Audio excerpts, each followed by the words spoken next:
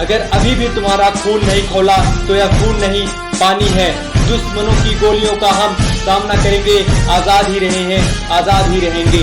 एक विमान जमीन पर हमेशा सुरक्षित रहता है, लेकिन यह इसके लिए नहीं बनाया जाता।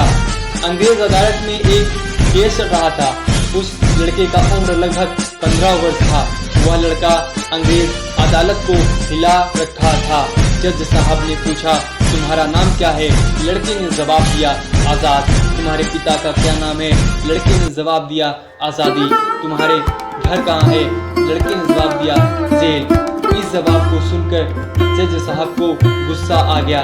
जज साहब ने उस लड़के को सजा सुनाया। इस लड़के को 15 बेत लगाई जाए, लेकिन उन्होंने उफ तक नहीं किया और हर बेत पर उन्होंने भारत माता की जय, भारत माता की जय, भारत माता की जय का नारा लगाया। जब उनका सजा पूरा हुआ तो उन्हें सजा भुगतने के एवज में उन्हें 3 आने दिए गए, जो कि उन्होंने जेलर के मुंह पर फेंक दिए थे। उसके अगले दिन समाचार पत्र में उस लड़के का फोटो छपता है। उस दिन से उस लड़के को आजाद के नाम से पूरी दुनिया जानती है। मैं बात कर रहा हूँ पंडित चंद्रशेखर आजाद जी की, जिन्होंने कहा था, तुम अंग्रेजों हमें जीते जी कभी नहीं पकड़ सकते। नमस्कार दोस्तों, मेरा नाम विवेक यादव है। मेरे चैनल पर आप सभी लोगों का स्वागत है। आज आपको सुनाते हैं कहानी पंडित चंद्रशेखर जी की। आइए कहानी स्टार्ट करते हैं पंडित चंद्रशेखर जी की। चंद्रशेखर आजाद जी का जन्म 23 जुलाई 1906 को मध्य प्रदेश के भाबर हुआ था।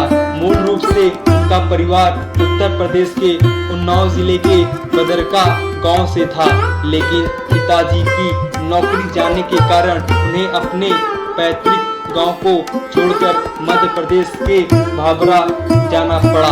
पिता का नाम सीताराम तिवारी और माता का नाम जगरानी देवी था।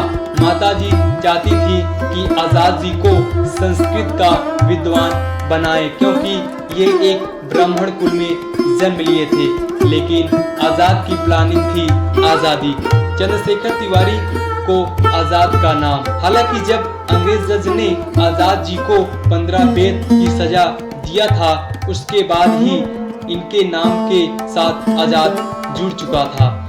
बात है सन 1920 की, जब महात्मा गांधी जी ने असहयोग आंदोलन में भाग लिए। चौरा चौरी कांड के बाद जब महात्मा गांधी असहयोग आंदोलन वापस लिए, तो आजाद जी को समझ आ चुका था कि अंग्रेज हुकूमत बात से नहीं बल्कि बंदूक से मिलेगी। तब उन्होंने गांधी जी के विचारधारा से अलग हो गए। उसके बाद पंडित राम प्रसाद बिस्मिल, सचिन नाथ सन्याल, योगेंद्र नाथ चटर्जी, जिन्हें 1924 जो कि उत्तर भारत के क्रांतिकारी हुआ करते थे, इन सभी को लेकर एक दल का निर्माण किया गया, जिसका नाम था हिंदुस्तान प्रजातांत्रिक संघ। चंद्रशेखर आजाद जी निशाने में बहुत ही माहिर हुआ करते थे, क्योंकि इन्होंने ट्रेनिंग ले रखी थी। अकोरी कांड से शायद ही कोई भारतीय अनजान होगा। दरअसल 1925 में पंडित राम प्रसाद बिस्मिल ने एक योजना बनाई काकोरी ट्रेन लूटने का, जिसमें दल के 9 क्रांतिकारी थे, जिसमें हमारे आजाद जी भी थे, और इन्होंने अंग्रेज सरकार को खुली चुनौती दे दी थी। इस कांड के लिए देश के महान क्रांतिकारी राम प्रसाद बिस्मिल, अशफाक उल्लाह खां, राजेंद्र नाथ हिडी और ठाकुर रोशन सिंह को अंग्रेज सरकार ने गिरफ्तार करवा लिया। हालांकि आजाद जी को लूटे गए सुरक्षित अमानत को लखनऊ पहुंचाने का जिम्मेदारी मिला था। जब ये क्रांतिकारी पकड़े गए, तब कानपुर से एक अखबार छपता था। उस अखबार का नाम था प्रताप।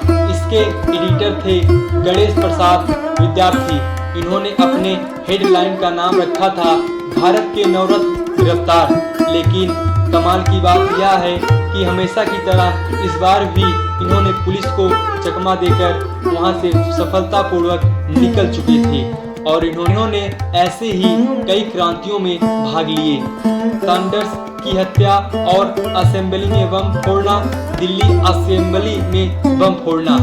आजाद जी से अंग्रेज पुलिस परेशान होकर इन्हें चप्पे चप्पे शहर शहर और उनके घर छापेमारी करने लगी। लेकिन जब आजाद जी इलाहाबाद राजगुरु भगत सिंह और सुखदेव सजा को किसी तरह कम करवाने इलाहाबाद पहुंचे तो उस दौरान अंग्रेज हुकूमत को इसका भनक लग गया कि आजाद अल्फ्रेड पार्क में छुपे हैं और उस पार्क को हजारों पुलिस वालों ने चारों तरफ से घेर लिया और दनादन गोलियां चलाने लगी।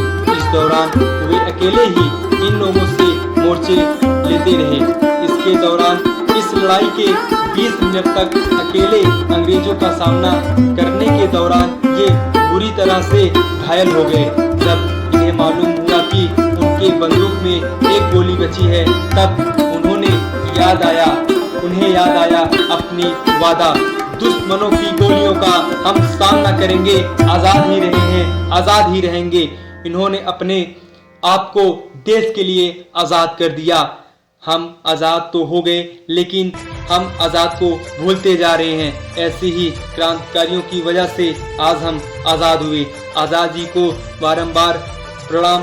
देश भक्ति सीखनी है तो इनसे सीखें। अपना कीमती समय देने के लिए बहुत बहुत धन्यवाद। जय हिंद, जय भारत।